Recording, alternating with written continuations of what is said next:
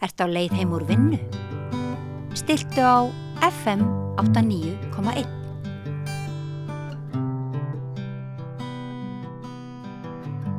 Já, við ætlum að ræða kvikmyndaskóla Íslands eins og við höfum þetta gert. Þannig Friðrik Þór Friðriksson kom hérna fyrir 3 vikum held ég og vakti nú svolítið athygli í viðtalið hann og hann fekk mér á sig svona bréfaskriftir og í opnum bréfum og hefur svarað því skemmtilega. En þetta merkileg saga sem við viljum svona reyna að ná utanum og óvíst hvernig hún muni enda en hingaði komin eiginlega stofnandinn, Böðvar Birkir Pétursson sem hefur stofnað þennan skóla fyrir 30 árum eða rúmlega? 33 árum. Og byrjaði í smáu formi, í námskeiðum og öðru slíku og þróaði hægt og bítandi. Já, sko... Svona... Og ég spyrjaði eins og ævisögu viðtal, hvernig, af hverju fæddist Kvikmyndaskóli Íslands? Já, Kvikmyndaskóli Íslands fæddist, og það nú eiginlega alveg sönn saga. Hún fæddist þannig að ég hafði nú fundið það út eftir að ég hafði farið í búfræðinám og reyndar eitthvað fleira að mér langaði til að verða kvikmyndagerðarmaður og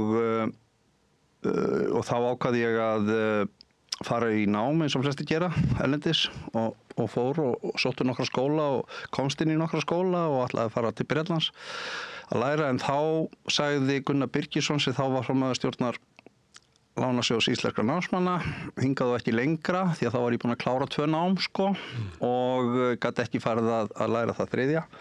Þannig að það voru, og ég sem nú þannig að ég berst nú yfirleitt alltaf fyrir öllu, líka þegar ég fæ nei það að ég fæ út í námslán, þannig ég lamdi nú svolítið á þeim, en það var alveg vonlaust. Þannig að ég komst bara ekkert í þetta nám. Og þá fór ég ákvað ég að fara í hina hefðbundnu leiðina, sem var bara að fara að vinna og læra með því að vinna í faginu. Og fyrsta verkefni sem ég þá gekk inn á skrifstofunni hjá Friðriki Þóri mitt og þá var hann að undirbúa sig fyrir tökur á börnum náttúrunnar og ég var svo heppinn að vera menntaður rafvirki.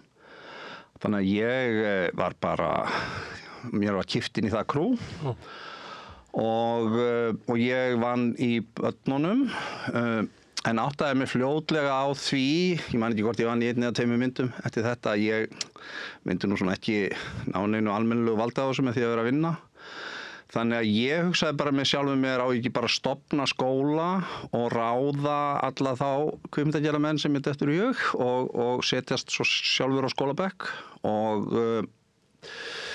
og gerði það, lagðist bara niður og skipulagði mjög vandaða námskrá og réði menn og þetta var 1992 og niður í Mýr. Skólastjóri á Námsbekk.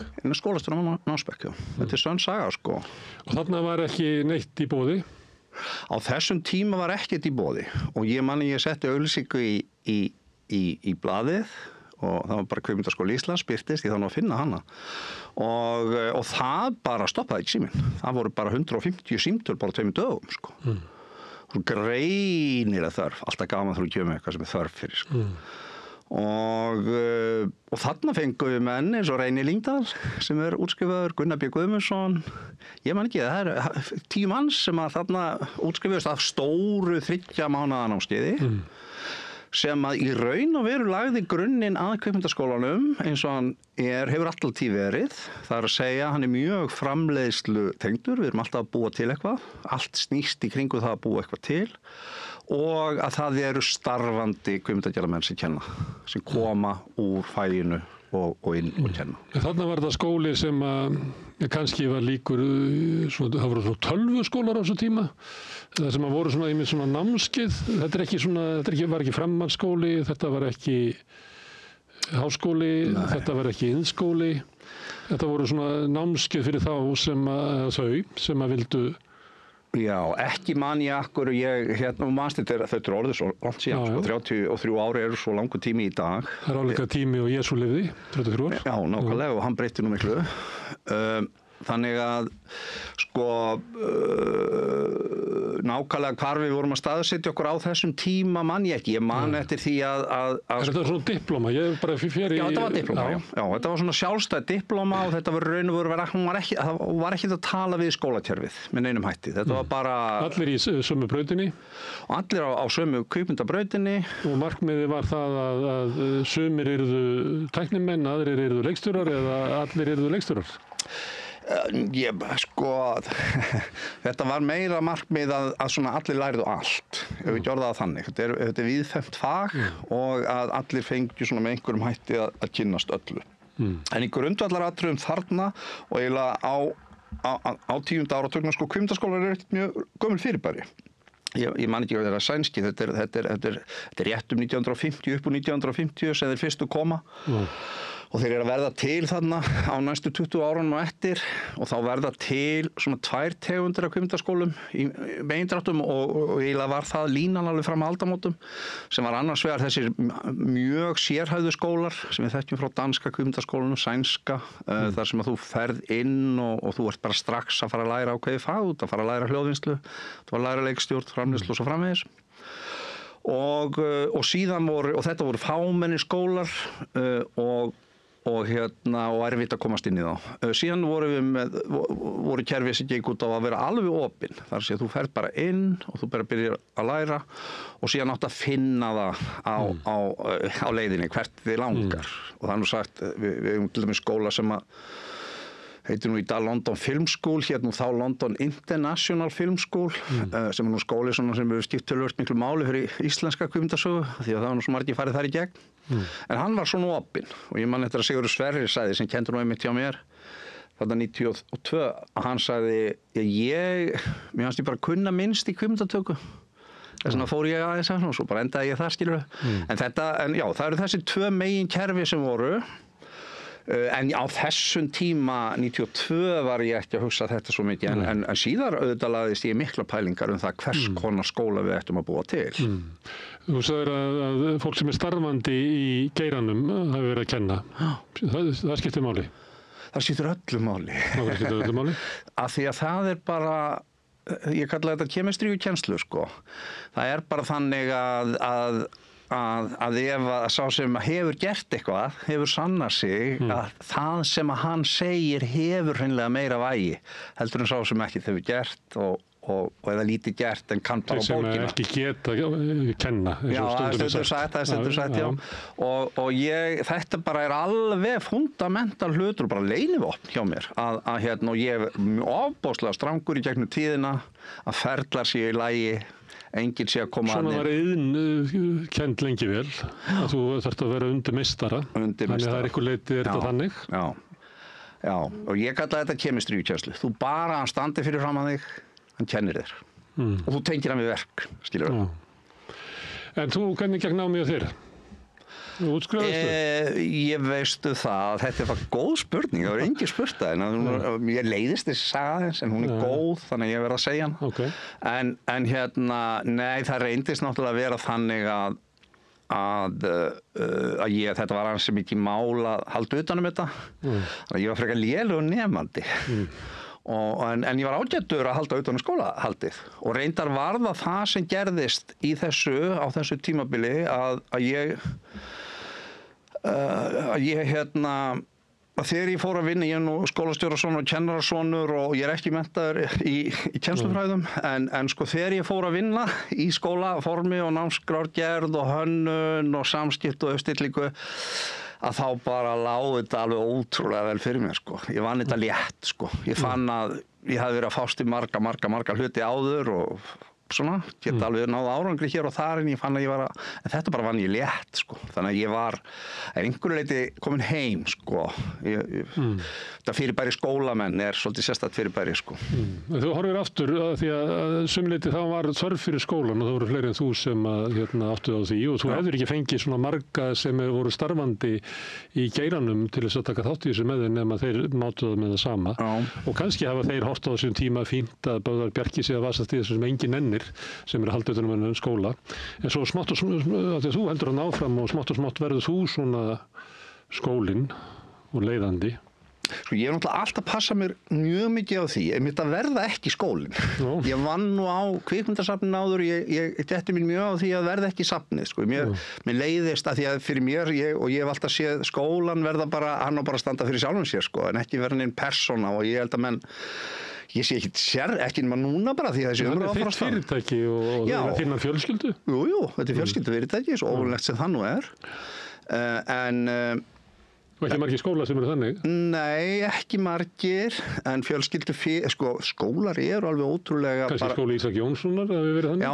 Hjallastefnan er umverulega enga fyrirtæki sem að stofnandinn er aðaleigandi og ég held hún að sé búin að kaupa fólk út aftur sem að keypti sinn. Já, sko ég auðvitað skólasagan þannig hún auðvitað drifin af einstaklingum og skólastefnur og fleira, skilur það. Bæði innan opinberskerfis og utan. Algjörlega, bæði innan og utan opinberskerfis og þetta er mjög gjarnan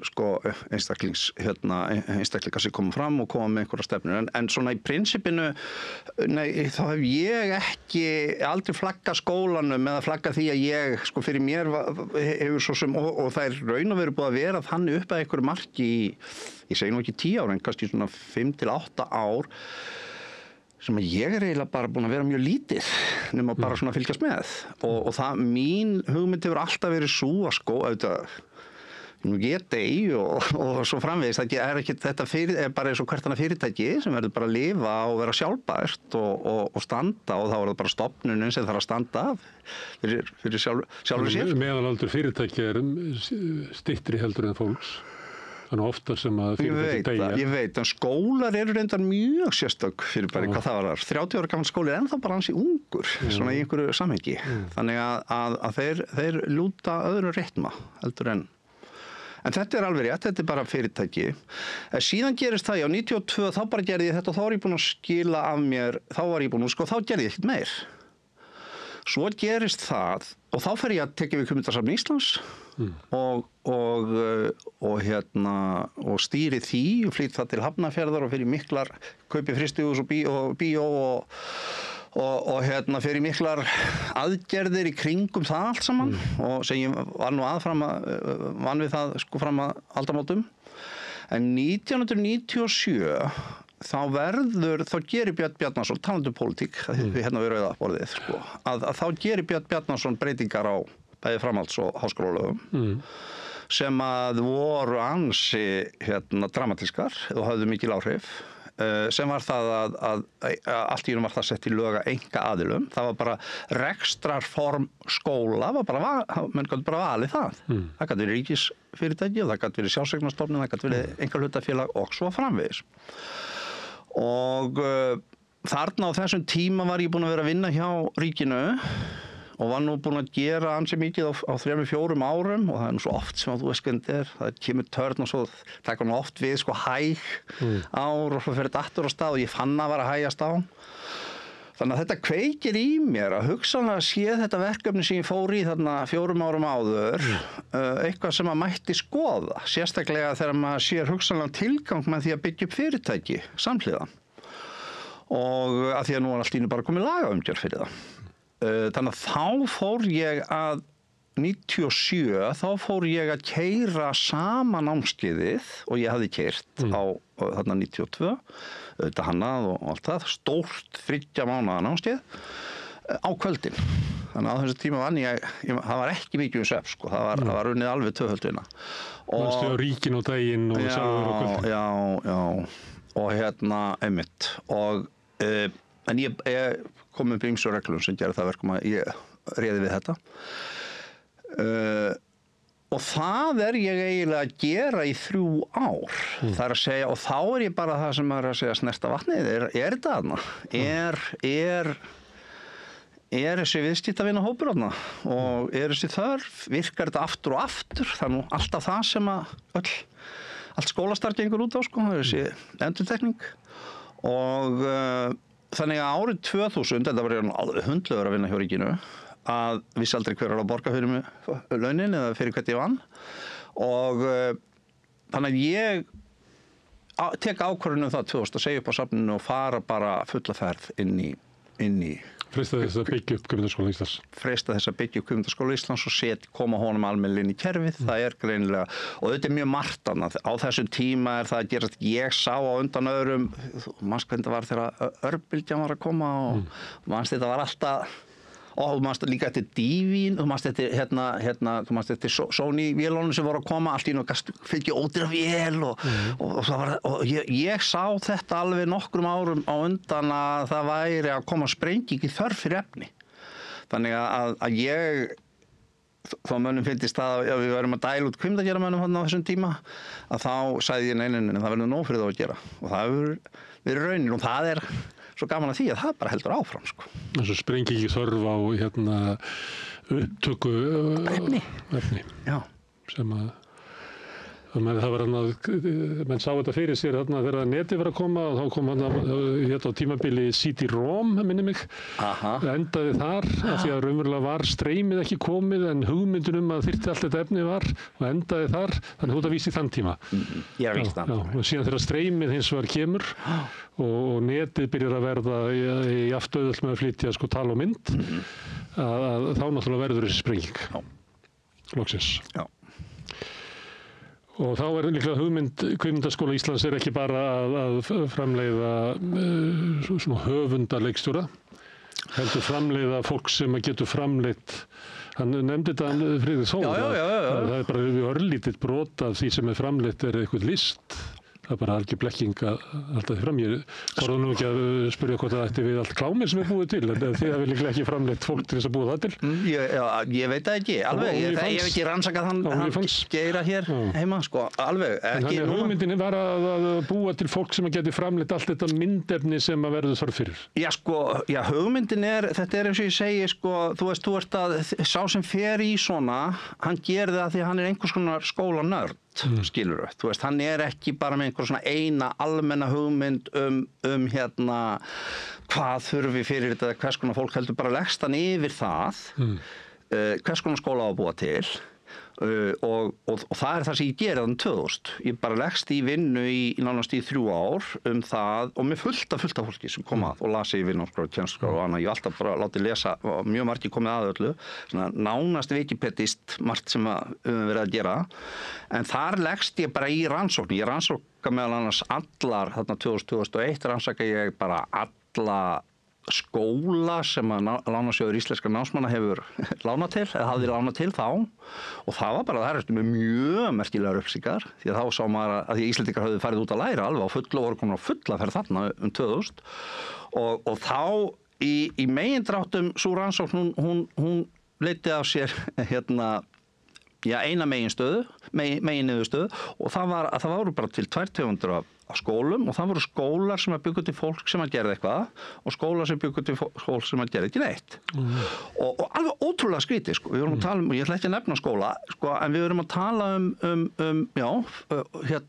og stundum tímabil hjá skólum, ég tekið skóli eins og San Francisco Art Institute sem á tímabili Þorfinnur, Hrafnhildur, Helgi Sverris og hinir og þessir sem allt í einu ákveðnu tímabili fóru í þennan skóla og komu og breyttu senu. Hvað var í þessum skóla sem gerði þetta verkum?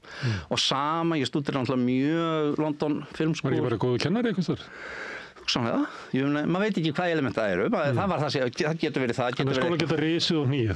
Þeir geta risið og hnýið og sumir halda góðu tempó í megindráttum að þá teki ákvörðu 2002 að skólinn sem við ætlum að hanna, hann eigi að verða mitt á milli hefðana. Það er að segja, þetta var opið kerfi, eins og ég sagði London International, eða mjög lokuð og sérhæft kerfi, en við ákvað... Og það er að tala opið og lokað, þá ættu við sambandið námsbrautir. Í þessu opna kerfi þá get ég farið þar inn og ég get lært að taka upp og ákveðið í náminu hvert þú ætlar að fara en hitt að það er ákveður fyrir framferðin í mikla sérhæfingu. Og við ákvaðum að gera fara mitt á milli.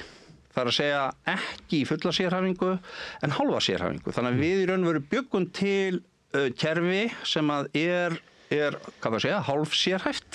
Þannig að við byggum til, fyrst byggum til eina kvikmyndabraut og við unnum þannig til 2007. En 2007 þá byggum við til núverandi kerfi sem að gengur út á það að við erum við erum mjög leikstjórnardrifin reyndar, allir eru einhverju leyti fá að máta sig í leikstjóranum í gegnum námið, alveg sama þó þau fara í tækni að þetta því að leikstjóran svo skrítið fyrirbæri, hann fundinn, sko, hann þarf að finna sjálfan sig líka, sko, og en sko við erum þá annars vegar með þá deild eitt sem sko leikstjórn framleiðsla, þar erum við með íslenska módelið, Balta og Friðrik og fleiri sem að sko framleiddu og leikstýrðu. Leikstjórnir eru sjálfur framleiðendur. Já, akkurat. Og sem frekar óunnið deild, en það íslenskt element. Og síðan tókum við bara tæknigreinarnar og sögðum skapandi tækni og settum þar inn hljóðið og kvikmyndatökuna og myndvísluna og klippinguna. Og þar fór einn hópur inn og svo fundum við höfundana. Það var leikstjórn handrit.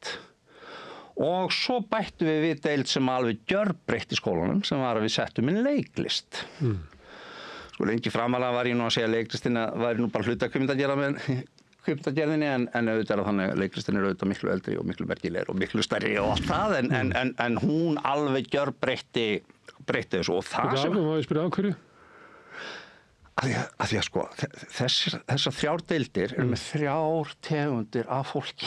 Þetta alveg sikkert. Og leiklistin bara allt öðruvísi tegund af fólki. Þetta outgoing fólk og allt í náðu bara allir gangar fullir af fallegu fólki sem var að hoppa og það bara breytti allir í kemistríu. En hitt náttúrulega ennþá mikilvægur. Allt í náðu bara leikurinn orðið mikið betri í myndunum. Og það agalegt, sko. Þú getur kent allt og svo ertu bara ekki með leik. Þá hrynur allt, sko. Já, þannig að þetta svona, og svo náttúrulega margt gerst. Þetta tekur tíma að móta þetta og þú ert að tala svona tímabili frá hvað, 2000 Sko tímabili frá 2000 til 2003 fer í raun og veru bara að móta, læra á kerfin, þar erum við bara að máta okkur inn í framhaldsskólakerfið. Kvöldnámskeið? Er það kvöldnámskeið? Nei, þá ég komin dag- og kvöldnámskeið aftur. Þá ég komin aftur í kerfið sem ég var í 92.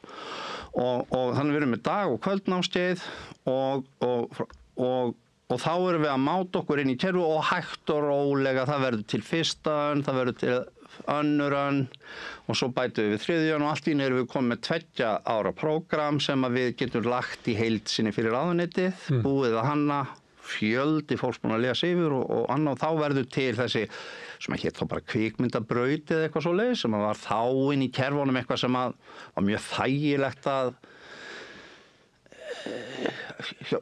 inn í stúdentspróf að setja inn í val eða eitthvað svoleiðis að tekið þetta heilt. Þannig að þetta tilheyrði framhaldsskólastiginu? Þá tilheyrði það framhaldsskólastiginu. Við stilltum okkur inn á framhaldsskólastigið þá. Af hverju? Af því að það var auðveldara út af lagabreytingu Björns Bjarnasonar eða að þeir vildu fá fólkið yngra? Ég veit, já, sennilega bara því að það lá einhverju leyti beinast við. Við vorum, aldurinn var svona sirka þarna, reyndan var aldurinn sem að þess vegna hækkuðu okkur. Við vorum með stúdenta, við vorum með, skilurðu, eldra fólk. Við vorum með prógram sem var ekki framhaldsskólaprógram, þannig við þess vegna lendum við í þessu að reyna, við erum alltaf að reyna að lyfta okkur upp, sko, bara til að við væri að fá rétta viðurkenningu. En á þessum tíma erum við... Og það fá námslán líka? Já, námslánin koma strax þarna 2003. Það opnast fyrir það og það var auðvitað bara grundvöllurinn að þessu öllu saman. Og að því að við vorum og þú mátt ekki gleyma því að þarna á þessum tíma sko frá 1997 til dagsins í dag, þá hefur kvikmyndaskólinn tekið inn og útskrifað 2 ári án undantekninga, þetta er bara þannig og til frá 97 eða frá 92 til 2006 þá erum við bara, þá er þetta bara rekið 100% fyrir skólagjöld. Það að segja það er bara, þú verður bara að borga fyrir námskeið og ég verður að reka fyrir það. Og ég hef stundum sagt þegar menn er að því að þú hvort að engaskólar eigi að fá samning við ríkið. Skilurðu? Af því að þú veist það einhvers konar stundum einhverjar óttalit við sem verið í dansinum til dæmis, það eru nokkuð margir frábæri dansskólar notabene og það sem ekki til vandræðagangur á ríkinu að gera samninga við þá þá langar helst að bara gera einn offisíal dansskóla og hafa verið að baksa við þetta en aldrei fundið neitt út úr þessu hvernig er eiga að gera og ég hef bara sagt, heyrðu, ef að skóli getur rekið sig í 10 ár án þess að fá nokkuð pening nokkuð staða frá þá var hann búin að sanna þú veist, að það er þörf fyrir námið, þú veist, og B og svo framvegis. Það var búin að sanna í raun og veru tilverurétti. Þá ætti að vera að opna fyrir, þannig að... Og ætti að vera að koma í svona orðspor, þannig ég slýsast ekki inn í kvikmyndaskólana því ég féll fyrir nafninu en svo reynist þetta að vera bölvað humbúk. Ég er að segja það. Þannig en við allavega á þessum tíma, á þessu fyrstu 10 árum stöðurar, þá erum við bara að reka okkur fyrir skólagjöld og þar með í raun og veru auðvitað einhverju leyti sanna maður það fyrir sjálfum sér og öllum að það er þörf þarna. En auðvitað var lánasjóðskerfið lykilatriði í þessu. En svo breytist eitthvað? Ertu að meina þá allavega hingað núna eða? Já, við þetta, þú segir fyrstu 10 árin hafi þetta verið ekki svona? Já, síðan er þetta náttúrulega þannig að þetta er bæði óréttlátt og rosalega dýrt að þurfa að rukka all. Já, óréttlátt fyrir nemendurnar að þurfa að borga allt námið sitt á meðan að í næsta skóla er niðurgreitt af ríkinu. Já, þannig að þá er þannig Þorgerður Katrín, við náum þá samningi við það að hún borgi þá eitthvað fast gjald með ákveðnum lágmarksfjölda nemenda sem að létti verulega á og við þurftum, það var aldrei 100% alveg verið að borga með nemendunum, við alltaf verið bara hluti ríkis fjár í rekstri kvikmyndaskólans hefur alltaf verið, hann hefur alltaf verið undir 50%.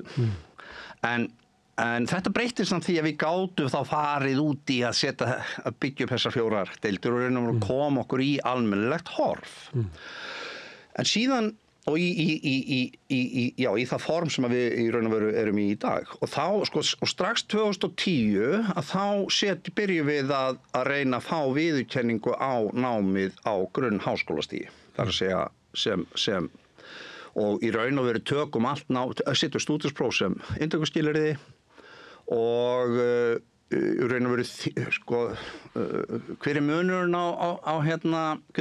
á framhaldsskólanámi og háskólanámi, svona hvað tekur í kerfi, það er bara að það er þú reiknar út vinnustundir nemenda og bak við hverja einingu. Það er að segja, þú ert með þetta og þetta mikið fleiri klukkustundir á bak við hverja einingu í háskólanámi heldur en í framhaldsskólanámi. Og við í raun og veru 2010 þá setti ég mikla nefnd í gang og það var öll kennsluskráin endurskoðuð, stúdentspróf sett inn og við sækjum að, ég sækjum nú bara hjá Katrínu bara að við bara viljum fá að vera háskóli.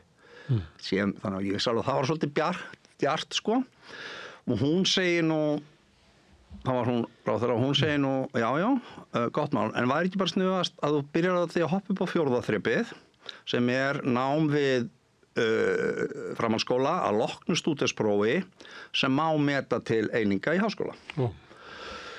Og fá svo bara samninga við einhvern háskólanum til að vinna með þér og viðurkenna og annað slíkt. Og ég segi bara, gott mál, við göngum í það.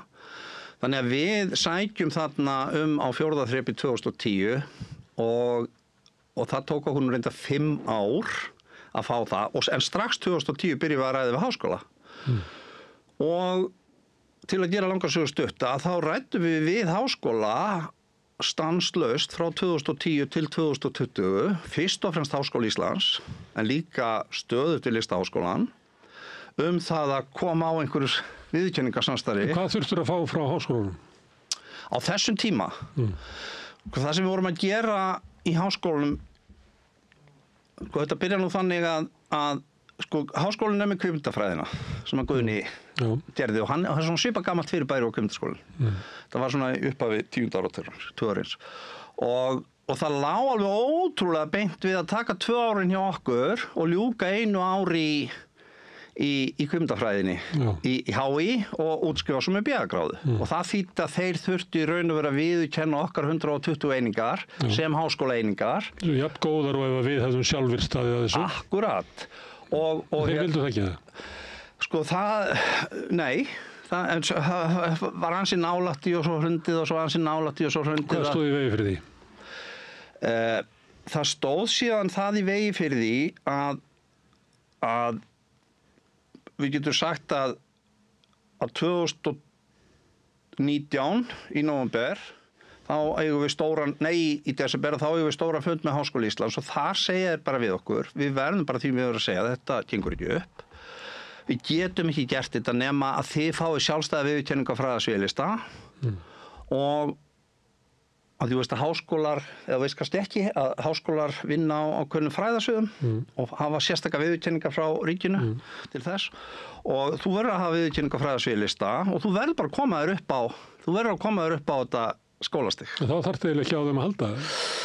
Eiginlega ekki. Það er svona catch-22? Þetta er smá catch-22, já. Þannig að ég segi við þá, ekkert mál, ég stendur þetta bara fram fyrir því 2020 að hvað ég gera. Ég veit að skólinn rekur sér ekki á framhaldsskólastigi, en það hefur hann verið í bölvum vandræðum á því skólastigi. Ég veit líka við erum að útskrifa nemendur sem eru ekki að fá einingarnar sína rétt metnar. Og ég stend bara frammi fyrir því 2020 í janúar að ég bara fæ ekki annan háskóla til að vinna með okkur. Listaháskólinn sagði alltaf þvert nei, sko. Og það var alveg greinilegt að þeir vildu bara fá að stofna sína deildis og hvort ég er ljós og bara sjá þetta, sko. Og við vorum eiginlega fyrir þeim, maður fann það. Og ég sagði við, akkur stefnið þið ekki mestaranámsdeild? Þú veist, þið láttu mig taka BA og þið fáið hérna alveg sko úrval, nei, það var ekki, þeir ætluðu bara að sjá þetta. En má ég að spyrja einu, er eitthvað dæmi að háskóli hafi séð með samstarf svipað og þú varst að sækjast eftir, þar sem er eitthvað bara skóli út í bæ, einhverju enga rekstri Böðvarsbjarka sem að sér þetta og svo bara gútir við það sem við fáum frá honum 2 árum án þess að hafa hann inn að yfirumsjón með það og við bara sættum okkur við það. Er eitthvað dæmi fjórða þreps hérna framhaldsskóli? Nei. Þannig að þetta er bara ímyndun ykkur. Þetta sé ég var að reyna? Nei, þegar sem að Þorgerður Katrín er að hvetja það til. Þegar á reynir þá er engin háskóli sem er til í að blessa eitthvað sem hann hefur ekki kontról yfir. Já, ég var, sko... Ég reyna að skilja af hverju þetta gekk ekki upp. Já, og ég ætla að reyna að útskýra fyrir það. Það er þannig að þegar, sko, í fyrsta lagi þegar ég var að vísa til Katrínar Jakobsdóttur, þegar ég, ekki Þorgerðar Katrínar, af því að ég er búin að fást í svo opaslega marga ráðherra.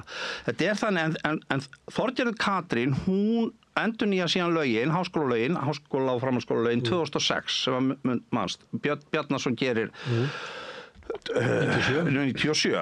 Og það er alltaf eitthvað svona þema í öllum þessum svona lagasending. Það er eitthvað í tísku, skilur við, og þá verður eitthvað svona þema yfir lögunum. Og þema hjá henni var flæði milli skólastíga.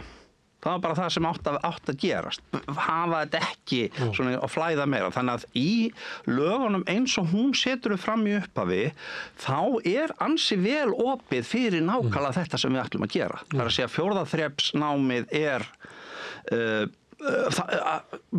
lagalegi möguleika til að gera nákvæmlega þetta voru miklir. Það gerist hins vegar að það verður eitthvað svona panik hjá rektorunum í háskólanum að það skuli geta verið eitthvað staðar þarna úti. Ég vil taka fram að svona heimildir mínar eru kannski ekki alveg 100% trausta fyrir þessu en ég les svona í atburðarásina. Þú upplifir þetta svona? Já, ég upplifi að ég lesi atburðarásina þýlið til og ég hef ákveðnar heimildir fyrir því að það er til í háskólalögunum að þá eru sem sagt rektorar háskólana eru bara í raun og veru umsagnar, það er bara lagagrein það að þeir skuli hittast og funda, sem er út af fyrir sér skrítið, því þetta eru samfélagsaðilar og það er eitthvað sem fyrir utan líka. Og þeir í raun og veru, eða allavega eru gerðar verulega veigamikla breytingar á þessari braut sem möguleiki var á þarna 2006, cirka 2011, svona það bil þegar ég er að reyna að fara þessa leið. Þannig að það er að einhverju leyti rétt hjá þér. Hugsanlega var þessi tilraun vonlaus allan tíman. Þetta var hugsanlega dauðadæmt allan tíman en ég var hvattur til þess og ég fekk, það var síðan Illugi sem lætur okkur hafa fjórða þreps viðurkenningu á hverja einustu einingu okkar, þannig að við vorum alveg tilbúnir. Það gerði svo 2015 loksins. En sem 2020 stendi bara frammi fyrir því að það búið að koma nei alls staðar. Það var bara annarkvæmt að loka þarna hætta. Því ég sá ekki að vera að vinna í þessu tómarúmi, taka nemendurna, rukka þeim háskólagjöld og geta ekki afhent þeim réttar diplómur og réttar einingar. Og það var enginn sem var tilbúin að vinna með það. Og enginn til að meta þetta. Og hvorki hér né erlendis. Ef ég hefði klárað þessi 2 ár hjá þér og farið erlendis í kvikmyndaskóla, hefði verið ekkert metið þar sem ég kem með. Reyndar það þannig að það var töluvert metið, en það hefði þurft að gera það óformlega. Skilurðu, það var ekki bara alveg sjálfkrafa mat, hér ég með þessar einingar. Það var meira það að við komumst síðan inn í þessi alþjóðasamtök kvikmyndaháskóla, skilurðu, og það náttúrulega gífurlegur stimpill, þannig að bara það að vera útskrifaður úr þannig skóla hefur síðan opnað fyrir meistaranámsbrautir út allt fyrir. Það raunveruleg viðurkenning, það ekki eitthvað sem þið kaupið í Korfelsbakka? Nei, það nefnilega alveg viðurkenning og engin leið að fá hann nema það. Þannig að það síðan ástæðan fyrir því 2020 að við ákveðum bara að sækja fulla viðurkenningu. Það sé eina leiðin til þess að við getum þjónustu okkar nemendur, það bara sé að sækja fulla háskólaviðurkenningu. Og við séum þá að það yrði bratt, já, alla leið. Þannig að allt þetta vesen sem að einhverju leyti var það fyrir séð. Það var að vita að þessi vegur að fá viðurkenningu sem háskóla í þessari stemmingu sem að hún yrði mjög erfið. Og það hefur reynst. Fékkstu þá viðurkenningu? Nei, þessin ég nú það stattur. Hvað var skólið þá að millitíðinni? Var hann þessi 4. stigs skóli? Hann var auðvitað með þessa 4. þreps viðurkenningu þangað til að hún rann út 2022. Þá erum við í rosalegri 5. þreps úttekt á sama tíma og sem að síðan bara ekki afgreitt. Og síðan verið að skrá þessa sögu, sko. Síðan bara 28 mánuði liðnir og ég er búin að vera að berjast. Það var ekki afgreitt að því að þeir stóðust ekki kröfur, eða ekki? Nei, það var ekki út af því. Við höfum Þannig þú ekki fengið afsvar? Þú ekki sagt nei? Við höfum ekki fengið neitt afsvar. Ekki athugasemdir í og þetta ágætis umsóknir það eru báðar? Nei. En það vantar þetta og þetta? Nei. Og hvernig samskiptum þá verið? Þetta nú það sem svolítið sérstakt. Við fáum sérst niðurstöðu frá, það er risa úttektarlefn sem tekur okkur út. Það eru doktorar, 3, svona á háum level sem koma frá Bandaríkjunum, Bretlandi og Þýskalandi. Taka hér út, sko, að þú veist, fletta hverju einast og ræða við alla og ég veit ekki hvað og þeir skila af sér umsögn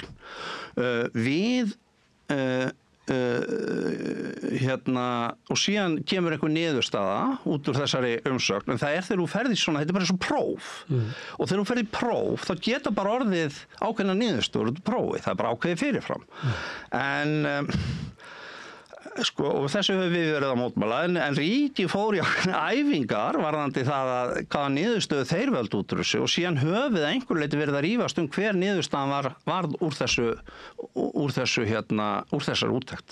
Ég getur sagt að það sé það sem við erum búin að vera að gera núna í 3 ár, að rífast hvað kom út úr þessar úttekt. Og meðan varð fyrirtækið þitt gjaldþrota? Það svolítið þannig.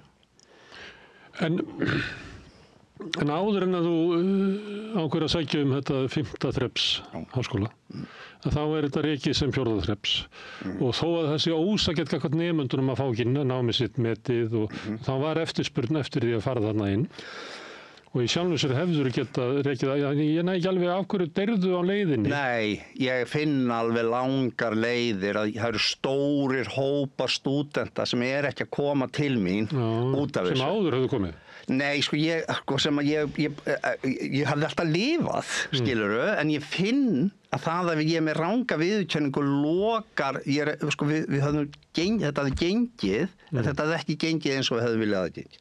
Þú veist, aðsóknin var ekki eins og við vildum og við fundum að það voru mjög stórir hóp, af því að það er ekki bara það við þurftum að rukka skólagjöld, heldur þurftum við líka að vera að selja þeim ónýta diplóm, skilurðu, og það voru ofboðslega margir stúdentar sem að sko í raun og veru, en gekk Þannig að orðspor skólans hrakaði. vegna þess að hann lentur á einhverju stað, ekki það að námi væri lakara, heldur nýtist að nemendur bara einfallega ekki eins... Fyrir framhaldsnám, alveg, sko skólinn, Kvikmyndaskóli Íslands hefur... Það svo botlangi í minni námsbraut. Hann nákvæmlega svo botlangi, það nefnilega þannig og það bara verið að senda þau aftur og þetta það sem að mér þykir auðvitað bara ótrúlega óþolandi að í 15 ár skulum við vera með íslenska, þetta bara venjulega íslensk ungmenni, stúdentar sem eru bara að fara í skóla og akkur fá þau ekki viðurkenningu á nám sitt. En nú það þannig að til þess að hefði getað gengið upp að þá þurfti tvennt að gerast. Annars vegar að einhver háskóli hefði gert samstarf við þig sem fordæmalaust. Það ekki dæmi neitt svona samning við 4. þrepsskóla. Á Íslandi? Nei. Og þar getur við ég þori ekki að segja hvernig var, ég held nú að Keilir sé nú, það var nú líka farið, allavega fór ekki alveg nóg vel hjá þeim, hvort að Keilir var með eitthvað svona, þannig að þú veist, svona fullingar var með einhvers konar viðurkenningasamband á milli HÍ og Keilis. Sem var skóli sem að tók fólk sem hafði dottið út úr námi og lagaði stúdinsprófið og var með svona eitthvað svona forleikað, einhverju BA eða BS-námi og fólk gekk eitthvað automatist inn, var það þannig? Nei, var ekki, þetta var einn hluta Keili, var ekki annar hluta Keili sem var eitthvað undirbúningur tengt verkfræðideildinni. Mér minnir það, þannig þegar við fullurum þetta hefur ekki verið til staðar að þá hugsanlega... Ok, en annmarkarnir þar hljómar svolítið þannig að ég segjum að ég sé Háskóli Íslands og ég að skoða þetta og það náttúrulega svolítið stórt skref hjá mér að bara gútera það sem að kemur út úr Kvikmyndaskóla Íslands. Sérstaklega þess að ég náttúrulega prófessor og doktor, en ég meina bara Bjarki ekki doktor. Nei, menn, þetta er náttúrulega ekki... Búfræðingur og rafvirki. Já, en ég er ekki maður, það náttúrulega fullt af fólki sem að ég ekki... Hver Ég meina, þú veist það sjálfur, ég meina Hilmar Oddsson var rektor og það er ekkert að set-upinu af okkar fólki bara í samanburði við hvaða skóla sem að starfa við skólan. Þetta eru allt saman menn og konur úr bransanum. Þetta eru ekki akademikar eins og ég í Háskóla Íslands. Nei. Þannig að þú ert að reyna að fá mig til þess að sveigja hina akademíska háskóla að einhverju sem hljómar bara eins og svona hálfgerður viðskóli eða einhver svona verkmenntaskóli í mínum huga. Ég bara velta fyrir mér hvaða ákverju þessi tveir kúltúrar ná ekki saman. Ég held þeir ná ekki saman, það hafi voða lítið að gera með þetta. Ég held að hafi fyrst og fremst að gera bara með eitthvað regluverk, sko. Við erum að kafna í regluverki í menntakerfinu og það er fyrst og fremst það. Þetta alveg ótrúlega leiðilegt umræðefni sem við erum að fara í kenna. Það svo leiðilegt, mér svo leiðilegt að þurfa að koma inn og vera að tala þetta, þessar flækjur og þessi flækjustig sem eru búin að vera alveg hryllileg. En sko vandinn í þessu máli það bara regluverki og stjórnsýslan hefur bara ekki ráðið við þetta verkefni, fyrst og fremst. Þannig að vandinn þá í einhverju af menntamálaráðuneytunum sem orðið mörg nú. Já, vandinn liggur þar. Vandinn liggur í stjórnsýslunni að það hefur bara, og núna hann náttúrulega orðin bara slíkur embinhnútur að því nú orðið 2 ráðuneyti. Sérðu til, þetta náttúrulega búið að vera 1 ráðuneyti áratugum saman. Skilur, þetta bara sikkur deildin, háskóladeild og framhaldsskóladeild og bara, þú veist, sikkur hæðin í einhverju. En núna þetta ekki bara það, þetta séu 2 ráðuneyti, heldur í þessi skipti sem þau hafa verið núna hjá 2 ríkisstjórnum, hafa sikkur náttúrulega ráðherrann og sikkur flokkurinn og flækjustigið á samtalið þarna á milli yfirþyrmandi. Þið tuttuð á milli hæða áður og núna þetta var bara milli bygginga? Algjörlega, milli bygginga og milli flokka og milli ráðherra og milli allra, þannig að þetta bara alveg agalegt ástand sem og bara einhvern veginn þau eru búin að flækja sig í... Þannig að það var eiginlega sagt við þig bara, sorry, bara þú fellur ekki inn í kerfið sem við erum með hérna? Það svolítið þannig. Og við bara ráðum ekki við þetta mál. Þeir segja ekki þannig. Þetta sé áhugavert og skemmtilegt og þú standið vel, en við þetta fittar ekki inn. Þetta smáeisar. Þeir segja þetta ekki svona eða þeir og þær, en það smáeis, þannig ég bara koma inn með verkefni sem óhefbundið. Það já, óhefbundið, það að segja, það ekkert óhefbundið að því til að þetta bara venjulegur skóli, að því að ég vinn náttúrulega öll miklu og flóknu regluverki og alveg leggjum okkur fram við það að vera til fyrirmyndar í allri framsetningu og í kennsluskrágerð og við þurfum að gera það jafnvel ennþá betur heldur en aðrir að því að við erum að sækja og þurfum að vera til fyrirmyndar. Já, en þetta verður til, þetta sjálfsprottið. Ég skal viðurkenna það að við erum sjálfstæð, þar að segja. Ég meina það var komið einhver direktív þið megi fá þessa deild en ekki á þessa og eitthvað svona og þá hef ég bara sagt nei.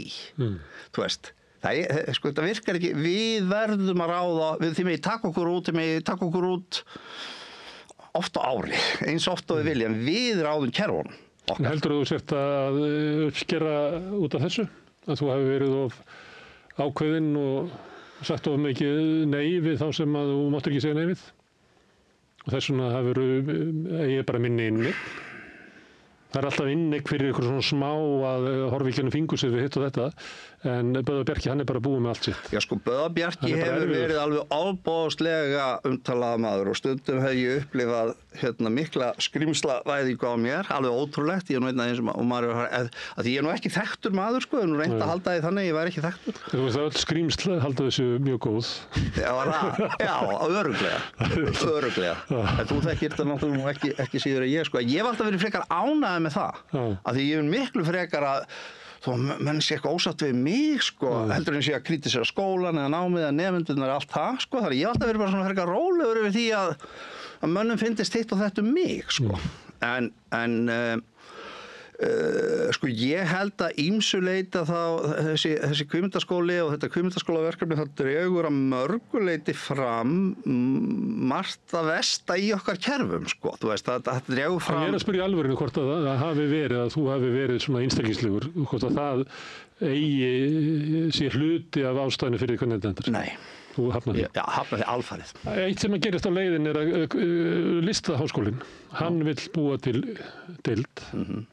Og raunverulega þá svona, meðan að þið eru að reyna að þoka okkur upp á háskólastig, að þá tekin ákvörðun að við ætlum að bjóða upp á háskólanám og kannski, ég meina það auðvelt að sjá fyrir sér einhver segi, ég meina við erum bara 400 manna þjóð og við getum alltaf verið með 2 háskóla, kvikmyndaháskóla.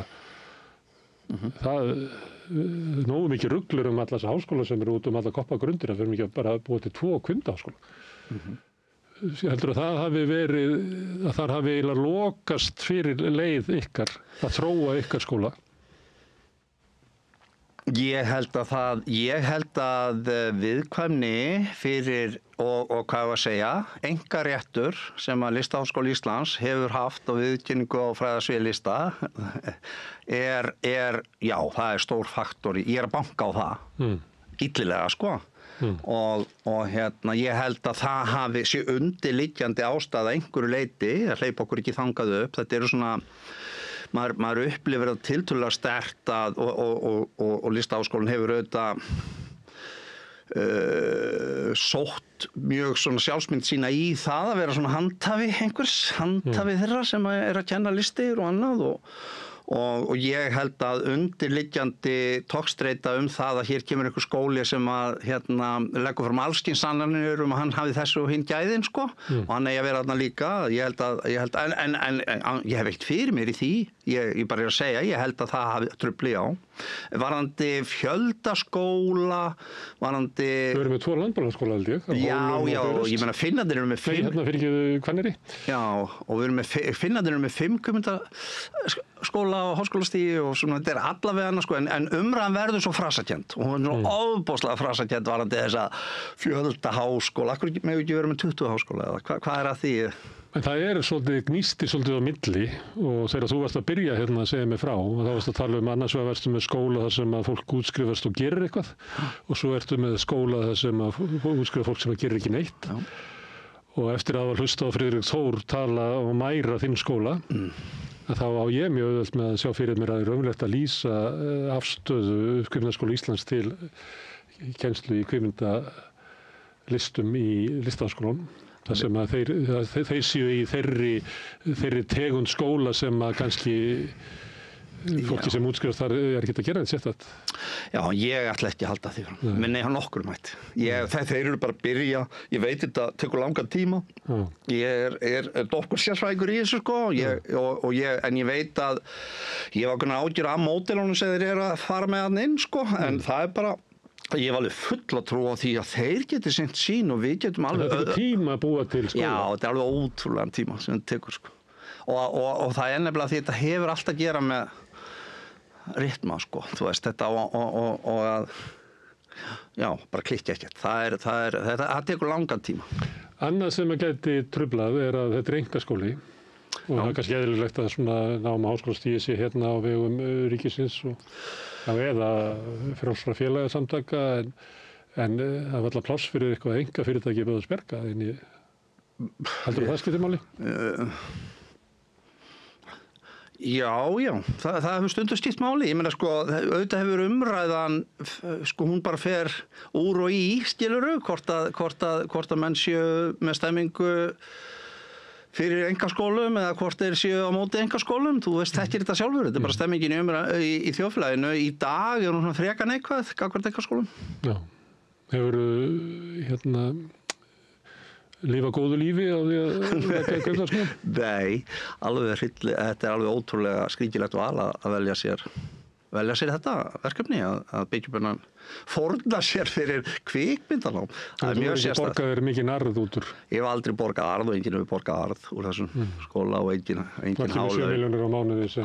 Ekki með 7 milljónir á mánuði sem Nei, og með láglaun og ég bara, þú veist, þetta verður ekki verið gáfulegt verkefni hjá mér út á peninga gera. En eitt í þessu varandi einkarekstur að einkafyrirtæki eru oft bara einræðisríki, þessi mála, hann ræður öllu.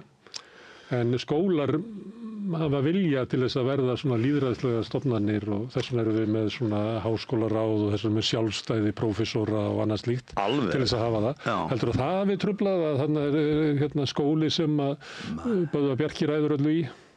Ræður og rekur? Nei, það held ég ekki. Ekki trublað. Jú, það getur vel verið að það trufli ykkur en hvað veldur því þá að þessi uppbygging sem hefur langa tíma og þú hefur tekið þátt að leiða en margir komið og lagt til og að sumuleyti verið byggt upp í takti og samvinnu við uppbyggingu íslensku kvikmyndagerðar með fólki sem hefur haft mikla reynslu þar af og margir tekið þátt í því að móta skólan og að kenna þar að nú er þetta eiginlega Já. Af hverju sjá menntamála yfirvöld ekki verðmæti í þessu? Því það er hægt að taka þig og henda þér og halda áfram, sko. Ég veit það er kosið að gera það ekki. Já, sko,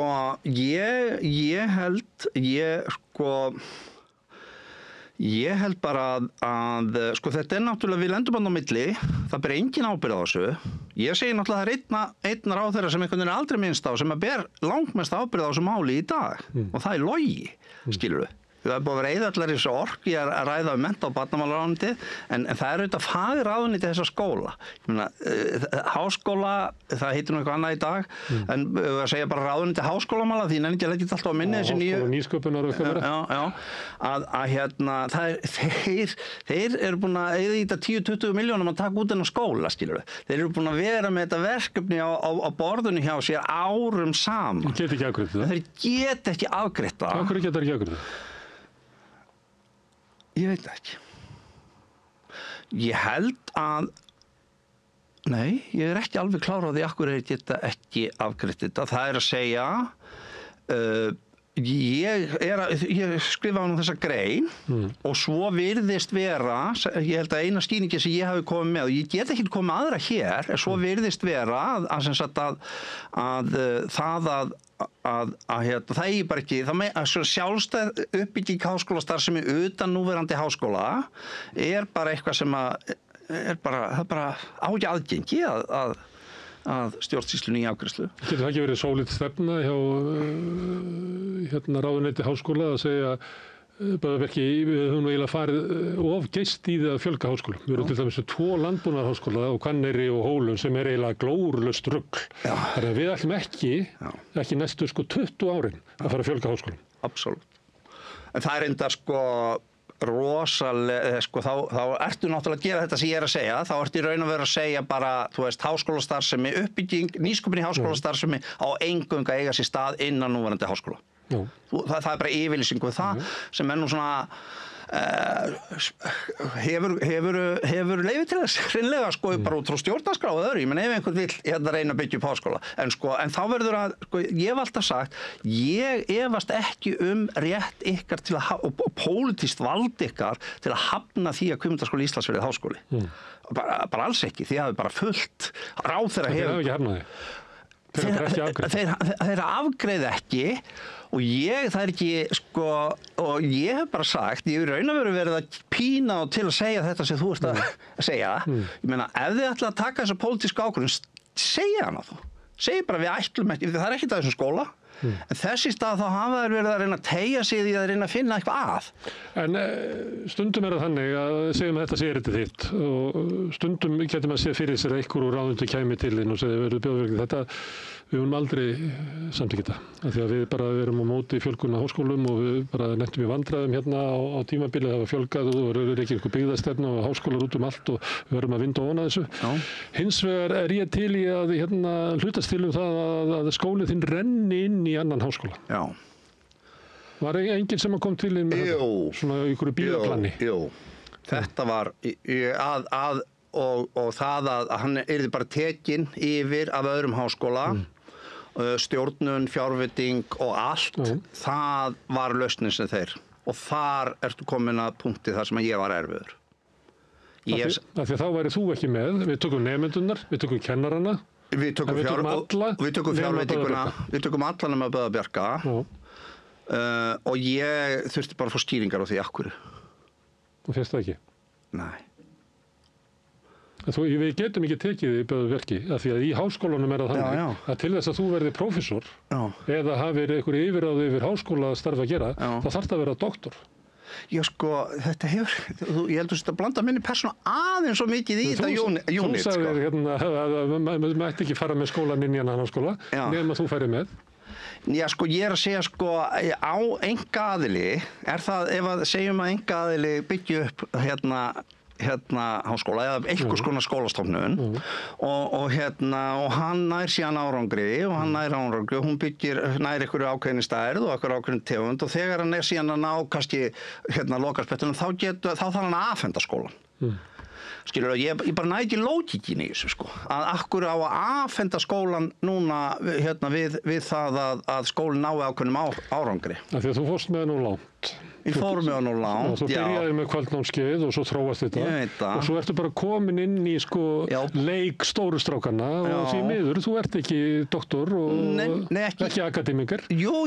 Sko, þú gleymir því að við vorum tekin út. Við erum alveg, ég með rannsóknarstöður, 4 rannsóknarstöður, við erum með topp quality, við erum með vel mannaðan kvikmyndaháskóla og hvaða kvikmyndaháskóla annar í select, skilur við. Þannig að það hefur ekkert að gera með mína persónu eða gæði þessa skólar. Þú voru aðtöku Kvikmyndaskóli Íslands er stærsti vinnustaður kvikmyndagerðarmanna og leikara bara núna seinustu 15 árin. Við erum að tala um að það vinna 150 manns persónur, skilur við, sem koma og fara á hverju einasta ári. Og ég meina þannig er yfirstjórn og rektorar, þannig sko allir helst, eða margir af helstu kvikmyndaleikstjórum landsins hafa verið það að nema Friðrik, það vantar hann alltaf upp á mentununa hjá Friðriki. Þess vegna lét ég hann nú fara þegar ég var að fara eða við þegar við vorum að hækka okkur og ætluðum að setja aðra ráðning í gang. En nákvæmlega út af þessu máli. Það þarf auðvitað að stilla þessu upp þannig að það er enginn að fara, við höfum aldrei verið að biðja undanþágur frá einu eða neinu. En sko ef við setjum þetta í aðeins víðara samhengi, þá væri það þannig að við náttúrulega fórum inn í þessi samtök og síðan gerist það 2000 Kvikmyndaskóla. Já, Kvikmyndaskólinn fer inn í þessi samtök og er valinn og það er bara mjög glæsileg úttekt og allt það og síðan sko 2022 líklega vorið að þá fer ég og ákveði þá er þetta allt, þá er Áslaug Arna tekin við, þú manstu hvernig hún kemur bara strax á fyrsta deginn með það bara sameina og þú veist stýra og gera og eitthvað svona og mikill miðstýringamaður. Óbóðslegur miðstýringamaður og bara alveg hér sko og ég eiginlega ég eiginlega sko, mér líst ekki á blikuna þarna, af því að þarna erum við bara ekki búin að fara í úttekt, við erum búin að vinna alveg, að gera rosalega vinnu, að gera okkur klári í úttekt, en hún tekur við og mér, og ég meina að það er frost alls það í kringum okkur, af því að þessi óvissu eru þetta óþægileg, það er búin að vera rosalega erfitt að reka þetta í þessar óvissu, þó okkur hafi tekist alveg að ná í nemendur. Þá fer ég að heimsæki, þá hugsa ég með mér, það best ég fundi með GECT sem eru sko Evrópuhluti þessara Select-samtaka og þá hitti ég þar formann GECT, fór okkur fundan úti og hitta hann og ég lýsi fyrir honum hvað ég að gera og þá segir hann við mig, hann spyr mér nú nokkuð oft svona, og svo segir hann what you are trying to do is impossible og bætti svo við, það hefur ekki verið stofnaður nýr einkaháskóli í Evrópusambandinu frá aldamótum sko. Þannig að þetta er bara vonlaust hjá þér. Og ég sagði við hann, yes, I know, but we are doing it anyway. Og þannig að ég hef alveg, eins og ég sagði líka þegar ég sótti 2020, ég hef alveg gert mig grein fyrir því að það sem við erum að reyna að gera er mjög erfitt. En staðreyndir, þessi maður sagði ómögulegt. Og þessi maður sagði ómögulegt, en ég kaupi það bara ekki, það sé ómögulegt. Ég er búin að taka regluverk, evrópsku En hefur ekki lesið blöðin, ég menna fyrirtækið þetta farið í þrot? Jú. Þetta er ómögulegt. Já, það er það sem ég reyndar ennþá Icelandic Film School er ennþá í gangi, þannig að og Kvikmyndaskóli Íslands það voru nemendur að mæta í morgun sko, en ég meina já, mitt fyrirtæki er farið í þrot, það er rétt. Já, og ég er að segja, ef að það þá er það bara því að þetta var ómögulegt. En ætla ég að koma að staði í akkur það var ómögulegt, ætla ég að reyna að standa og fá skýringar á því? Já, ég ætla að gera það. En ertu ekki búin að gefast upp? Nei, ég er ekki búin að gefast upp. Nei. En þessi hugmyndum að rafina sambandið eða svona deild skóladeild þeirra, hvernig hugnast þér hún? Sko ég hef náttúrulega sagt, sko það er náttúrulega bara allt mjög sérstakt, við skulum orða það þannig, en ég hef bara sagt, ég er bara þakklátur þeim að vilja stökkva inn í sko þetta og reyna að borga kennurum laun sem ég er að klikka á og taka nemendur og reyna að klára námskrona, men mér hugnast ekki sérstaklega vel að eða sko bara, ég held bara fyrir þá að ef að þeir koma sér ekki upp á háskólastigi eða koma sér upp í alvöru og að þá er bara mjög erfitt að reka skólan sko. Ég held að og ég er ekki viss að þeim gangi neitt betur heldur en mér sko. Og ég hugsa að hafi svona einhverju leit verri forsendur til þess að ná árangri. Nú er náttúrulega þessi skóli og kannski bara svona söguleg ástæður fyrir því að hann er að byggjast upp á sama tíma og íslensk kvikmyndagerð er að byggjast upp og þessi nánu tengsli hans svona við starfandi listamenn að þarna er einnig eitthvað svona kultúr og þú getur setið hérna lengi og þauðluð upp fólk sem að hefur útskrifast úr skólanum. Og bestu mynd núna á ættunni, mátt hana tvisvar, okay. Sem engin vant að gera það, við mitt að raða bara upp nöfnunum sem eru tilnefnd í Edduna eða bara fólk sem er að sýna myndir í bíóum og sömuleyti svona margbreytileiki íslenska kvikmyndagerðar er engin vant að sýna fram á að hluti Kvikmyndaskóli Íslands hefur átt veigamiklan hlut í því. Kannski ekki fullkomlega forsenda en allavega veigamikil hlutur í því. Og það er kannski það sem við erum að ræða hérna, þess vegna höfum við á þessu hérna við Rauðaborðið, að hvort að sé þannig að svona kultúr sem er byggður upp, svona samfélag sem hefur verið byggst upp á löngu tíma, að hvort að það sé þess virði að láta það bara deyja. Einn möguleiki til einhvers framhaldslífs væri það að út af þessu sem ég var að segja áðan að væri 2 háskólar í kvikmyndanámi. Látum bara Listaháskólann eiga háskólanámið, fínt að fá rafvinnafélagið að búa til svona sem að okkur vantar kannski sem er svona iðnskóli kvikmyndagerðar. Þetta er svo, Og veistu það, ég á því miður þessi furðukenning sem búin til hér á Íslandi. Ég held hún sé búin til svolítið til að reyna að setja einhvern stimpil á okkur, sko. En veistu að þetta bara hvergi gert í heiminum. Það kennir engin kvikmyndagerð með þessum hætti. Engin þjóð. Að kenna einhver... Þú kannast þessa kenningu sem að ég Kenningu, hún búin til, það var búið til eitthvað tæknimannafélag og það var búið til einhver iðnaðarmenn og svo hefur að handhafar listana og hinn ekki að vera að þjóna. Og þetta bara kenning sem bara búin og kom fram hann í einhverju skýrslu sem að Listaháskólinn hefur oft verið að flagga og eitthvað svoleiðis að þetta er bara heimatilbúin kenning sem var búin til þess að reyna að sína fram á að kvikmyndaskólinn ætti að vera eitthvað annars heldur en Listaháskóli. Ég verð bara því miður að halda þessu fram. Og svo hangir hún ennþá inni. Nei, það er ekki hægt að kenna kvikmyndagerð svona. Þetta áleika vitlaust og við værum að kenna bökur að baka. Svo værum við með sérstakan skóla þar sem að vera uppskriftahöfundar. Já, uppskriftahöfundar, já. Og já, eitthvað svona. Það myndi bara eyðaleggjast allur kúltúr í kringu bakstur bara á meðtíma. Já. Þetta er alveg galið nálgun að vera að kenna þetta sem eitthvað tekn og svona stéttskipta þessu og annars lið. Svo annað, ég hef auðvitað ráðist á nokkur, sko það eitt sem að við höfum gert öðruvísi af því að það auðvitað, þú veist að listnám hefur verið að þetta gjarnan elítunám. Það gjarnan Listaháskólinn og mjög margir af listakademíum í heiminum að þær mæla gjarnan gæði sín á því hvað þau vísa mörgum frá. Mjög upptekin af því hvað þau vísa mörgum frá. Og ég þekki það til dæmis erlendis þar sem að sko menn eru bara alveg reita hársitt bara í einhverju aðferðafræði, þeir eru bara að vinna úr 1000 og þeir þurfa að finna 5, hvernig fjárunum fyrir vaði. Ég hef snúið þessu örlítið á hvolf. Ég hef alltaf sagt kvikmyndaskóli Íslands ekki elítuskóli.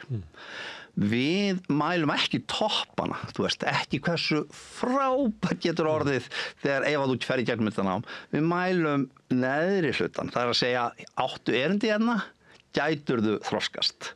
Og það það sem að gerir það verkum að við fáum svona rosalega miklu meiri fáum bara flotta, góða breyta því svo kunnum við mjög vel að vinna með alla þessa hópa en við erum ekki, við ölum það ekki upp í nemandunum að þegar hann komin inn að þá eina labba upp og láta rigna upp í nefið á sig að þegar hann komin inn í Kvikmyndaskóla Íslands, sko. Gerðu það þeir út búin, sko. Herðu, við erum búin að tala marga möguleika á því hvernig þetta endar illa. Hvernig getur þetta endað vel? Sko ég held að þetta endi vel þannig að Icelandic Film School sem ég var nú bara í morgun með 10 nemendur sem alveg rosalega merkilegt fyrirbæri þá ég við ekki endilega það heldur það hvað við Íslendingar eigum mikla möguleika á útflutningi á menntun. Þannig að við erum búin að fjárfesta fyrir 10 milljarða í fólki sem er búin að mennta út allan heim í hinum þessum greinum og möguleikarnir til þess að fá fólk hingað til að kaupa hérna á alveg geysilega miklir og við getum gert þetta stórum iðnaði ef að menn vildu. Þekkingar hreint og fínt en það nú... Herðu, Böður, ákveð að ég að hlusta á þig þegar sem er nýbúin að reka skóla í Þrótt að fara að tala að við að fara að stórefla útflutning á sérstaklega af því að ef ég er nú að hverfa alveg á sjónasviðinu þá langar mér bara að koma því út í loftið er það ekki þá skýring? En allavega, ég held við munum sækja Icelandic Film School ætla bara að halda áfram eins og ekki það við skorist að sækja háskólaviðurkenninguna og það við munum setja hana inn við verður bara sett inn núna og í raun og veru án fjárveitinga. Við erum ekki að biðja fjárveitinga til að byrja með. Þannig að við höldum og síðan vonast ég nú bara til að fá nemendurna heim. Ég vil bara segja það eins og þetta í raun og veru tímabundin aðgerð sem eiga sér stað þarna og Icelandic Film School í raun og veru og auðvitað þetta gjaldþrot, skiptafundur 3. júní. Ég meina, hver segir að ég get þó að sé búið að selja út við erum að mótmæla því. Ég hef sagt við skiptastjóra alveg frá fyrsta degi. Ég vinn í því nótt og dag að þetta þrot verið keypt tilbaka. Þarna eru aðilar að tapa, kröfuhafar að tapa, svona algjörlega frálegt að sé að tapa. Það ekkert gert af sér og þannig að ég bara vinn í því fram á síðasta dag að ég einhvern veginn, að því þetta náttúrulega bara áratuga viðskiptavild mín sem að fara þarna niður í ræsið og ég ætla bara að reyna að vinna í því en ég held þetta endið þannig að þetta hugsanlega fór að vinna mennindin að vera með eða þeir vilja en ég held að þetta rennir bara saman aftur og við höldum áfram eins og ekki það við skori. Kvikmyndaskóli Íslands mun halda áfram og hann mun fara á háskólastig. Já, það held ég að verði niðurstaðan. Og það er eina leiðin til þess að það endi vel. Það er einu Það er ekkert að bakka með hann niður. Nei. Það er ekki hægt að lifa það sem hann er. Nei. En hann verður að fara... Já, það er þannig. Herðu, Böðvar Bjarki, takk fyrir að koma hérna og tala mikilvægt mál fyrir þig. Og ég held að sé líka mikilvægt mál fyrir samfélagið að sá kultúr og það samfélag sem hefur orðið til í Kvikmyndaskóla Íslands haldi áfram. Takk. En við ætlum að halda hérna áfram við rauðaborðið, við erum alltaf að reyna að skilja hennar heim sem er alltaf að breytast. Næsti kafli er eftir augnablik. Samlokubrauð, maltbrauð, tékkneskt brauð, súrdeigsbrauð, brauð ársins, Bernhöfts bakari, íslenskt handverk síðan 1834.